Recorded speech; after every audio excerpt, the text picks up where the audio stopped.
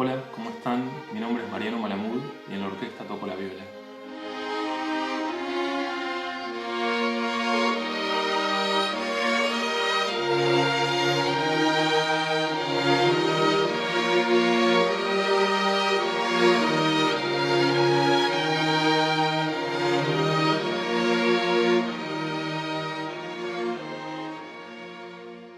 Tengo la suerte de que mi padre sea músico, él fue flautista de la Orquesta Filarmónica durante más de 40 años.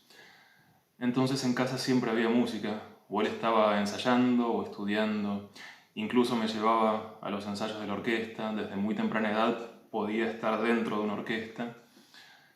Y por otro lado, mi hermana vivía en una habitación que estaba encima de la mía y escuchaba radio todo el día, rock y pop. Entonces, cuando no estaba alimentándome de la música clásica de mi padre, estaba alimentándome del rock y pop de la radio.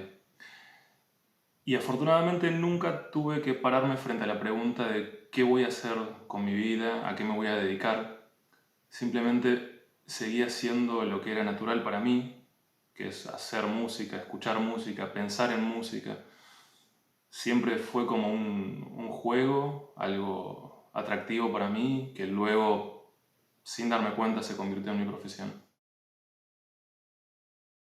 Desde chico mi padre me enseñó a leer partituras, hacíamos solfeo. Luego tuve breves pasos por guitarra, batería, piano, canto, hasta que decidí dedicarme a la viola.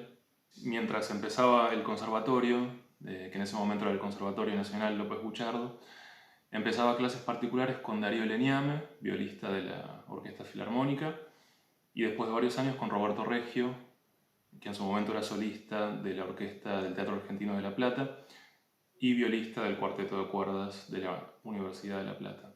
Luego empecé a dedicarme a la música contemporánea o música moderna, y a través de un dúo que me encargaron hacer con Garth Knox, que es un violista irlandés, tal vez el estandarte de la viola moderna. A través de ese dúo lo pude conocer y entablar un vínculo de amistad. Él vino muchas veces a Buenos Aires, yo en algunos viajes tuve oportunidad de visitarlo en su casa en París, y se estableció un vínculo de consulta, consejos, y pasó a ser de alguna manera mi tercer profesor. Bueno, una de las ventajas que tiene la música moderna sobre la música clásica es que uno puede estar en contacto con el compositor, con quien creó y pensó la música que vas a tocar. Entonces puedes hacerle preguntas de qué quisiste decir acá, esto se toca así, acá querías que esto suene de determinada manera. Y ese es un vínculo muy lindo que se establece entre compositor y músico.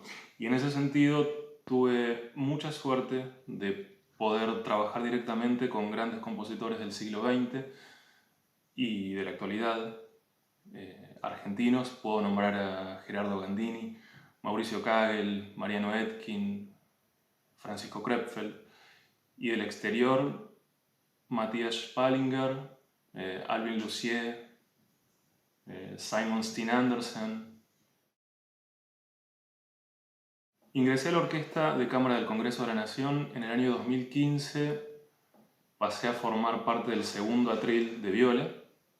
En principio era un cargo temporal por un reemplazo y afortunadamente luego pasé a formar parte estable de la orquesta.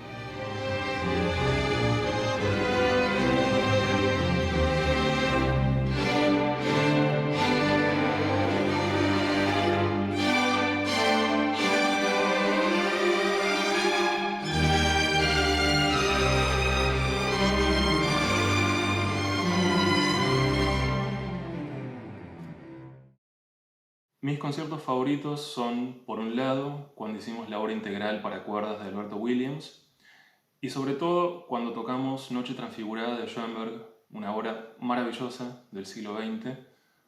En esa ocasión vino Nicolás Favero a dirigir y hizo un muy buen trabajo. Bueno, quería hablarles brevemente de distintas maneras de emitir sonido en un instrumento de cuerdas, porque normalmente se conoce la forma ordinaria, ordinaria no por chabacana, sino por usual, normal, de hacer sonar el instrumento, que es apoyando el arco en este punto de la cuerda.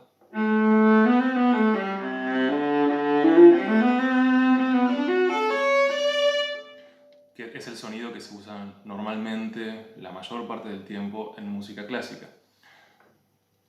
Pero ese sonido, si lo descomponemos, está formado de muchos fragmentos de sonidos que podemos llamar armónicos.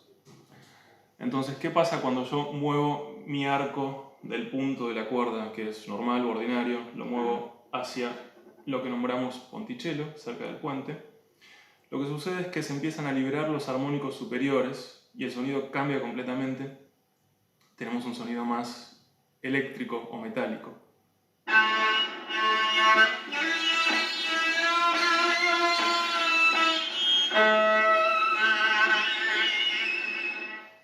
Ahí se llegan a apreciar esos armónicos superiores que les hablaba antes. Y luego, por otra parte, podemos ir a lo que llamamos el tasto, la tastiera. Lo que sucede acá es un poco lo opuesto. Yo, al tocar en este punto de la cuerda, la estoy ahogando y le estoy restando armónicos. Entonces lo que sucede es que se convierte en un sonido con reminiscencias más a respiración, o viento, o un suspiro.